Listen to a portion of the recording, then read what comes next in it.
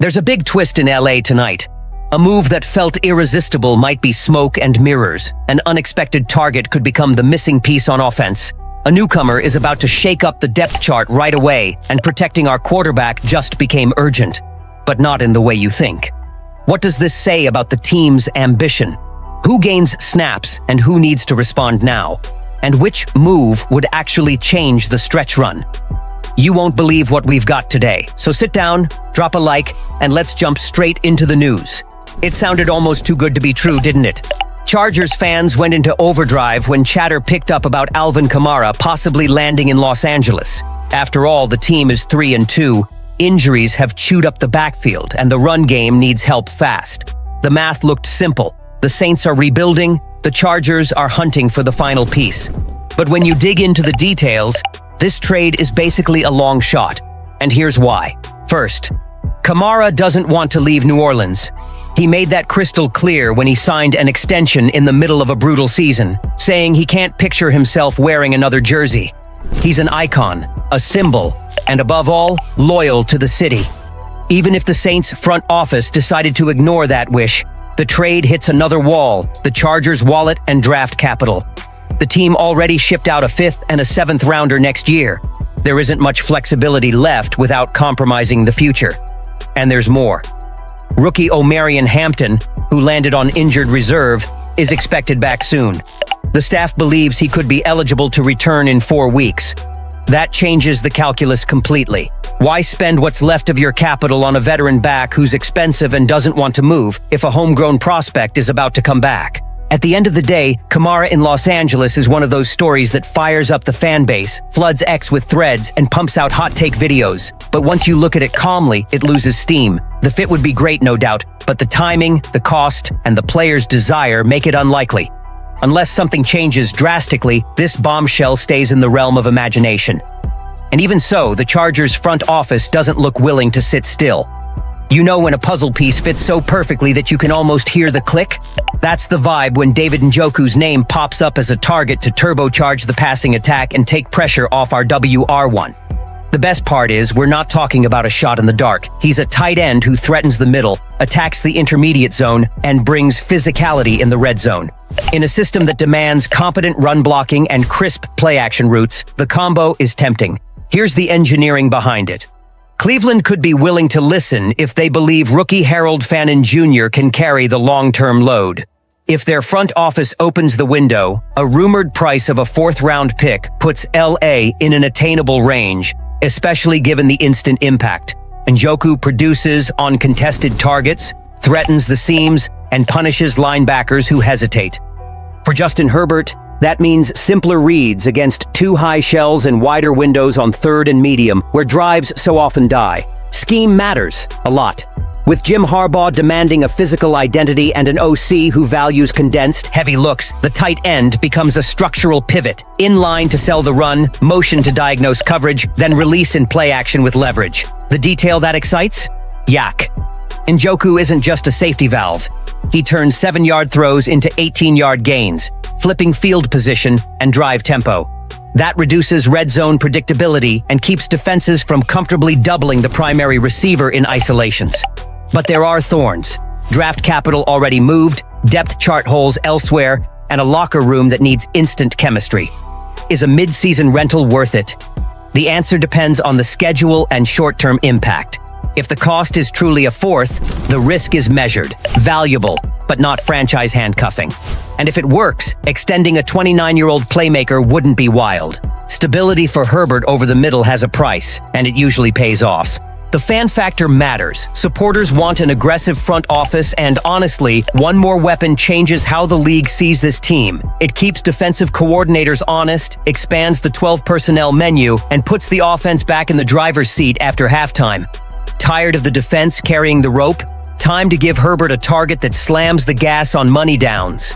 And that wasn't even the most surprising part of the day. The Odafe Oweh trade is still warm, and he's already a talking point inside the Chargers locker room, not just for his talent, but for the number on his jersey. He landed in LA wearing 51, but one practice was enough to feel it wasn't him. I looked in the mirror and thought, no way, this looks weird, he admitted. Next day, he hit the field with 98 across his chest. It seems small, but anyone who follows the game knows. Superstitious defenders take this seriously. It's a symbolic ritual, a way to claim identity. And honestly, Oweh needs that identity right away. Jim Harbaugh didn't bring him in to sit. He's going to play in Week 6 against the Miami Dolphins. The head coach was direct. He wants a heavy rotation and constant juice up front. The plan is simple and aggressive. Use Oweh as a wild card in the rush, bouncing between the edge and interior, leveraging his ridiculous first-step burst. It's a perfect fit in a system that prioritizes four-man pressure and disguised blitz looks, forcing the opposing quarterback into quick mistakes. Fans, of course, were split. Some thrilled about a young, upside-heavy addition. Others questioning whether an investment in an inconsistent player is wise with other holes on the roster. But Oweh brings something that was missing. Raw energy. In Baltimore, he flashed near-elite traits when deployed in stunts and leverage games. Now, under Jesse Minter, the expectation is that the scheme will maximize his strengths and hide the flaws. The image of him smiling in that new jersey is already all over social media. And let's be honest, it's the kind of gesture that builds instant rapport. He wants to belong. He wants to wear the bolt with pride. Harbaugh leaned into that in his presser, saying the locker room needs guys who love ball and buy the mindset. Oweh arrives exactly with that spirit. And while we get hyped about the defensive jolt, what's happening on the other side of the ball is even more alarming. Justin Herbert is playing under fire, literally. Every snap feels like another brick drops out of the wall in front of him. The season isn't even halfway through, and the Chargers' offensive line has become an emergency jigsaw puzzle. First came Rashawn Slater, the left side pillar, out with a ruptured Achilles. Then Joe Alt, the rookie filling in at left tackle, went down with a high ankle sprain. Mekhi Becton had to go through the concussion protocol. Bradley Bozeman can't find his form. And now Trey Pipkins and Jamari Salyer didn't practice. Yes, you read that right. Neither of them. That puts Los Angeles in full-blown desperation mode. Without Slater, without Alt, and possibly without Pipkins and Salyer, the team would be rolling out its 4th and 6th offensive tackles, Foster Sarell and Austin Deculus. Just hearing those names makes Chargers fans' hearts race.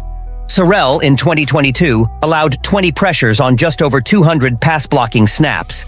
This season, PFF has him at a 44.8 pass pro grade, a statistical nightmare. Deculus, meanwhile, shows slow trigger and a soft anchor, catnip for speed rushers. And the worst part, the next opponent is Miami, with one of the fastest pass rushes in the league. Bradley Chubb and Jalen Phillips must be licking their chops. Herbert, who has already been sacked 14 times over the last 3 games, might be staring down an even nastier storm. Harbaugh knows it, and that's why the game plan could change dramatically. Expect more quick game, RPOs, and rollouts to move the launch point. The focus should be rhythm and timing, not deep shot fireworks. But there's something interesting in the chaos. The locker room hasn't cratered. Keenan Allen returned to practice, Becton logged a full session, and the staff believes Alt could be back as early as Week 7. Small signs that the team hasn't thrown in the towel. Harbaugh put it bluntly at the podium. Nobody's going to feel sorry for us. Either we adapt, or we get swallowed.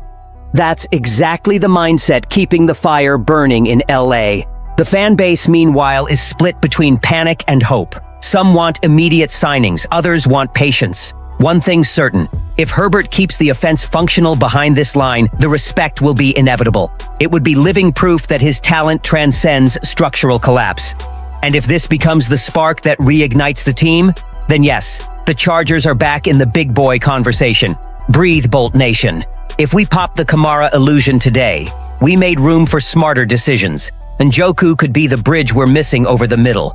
Oweh injects energy and identity into the rotation, and the offensive line, even patched together, demands a surgical plan to protect Herbert and keep the offense humming.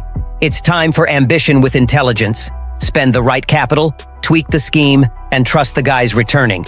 Would you make the move for a tight end now or fortify the trenches? Drop a comment, hit like, share it with a friend, and subscribe. Tomorrow we're back with unfiltered truth.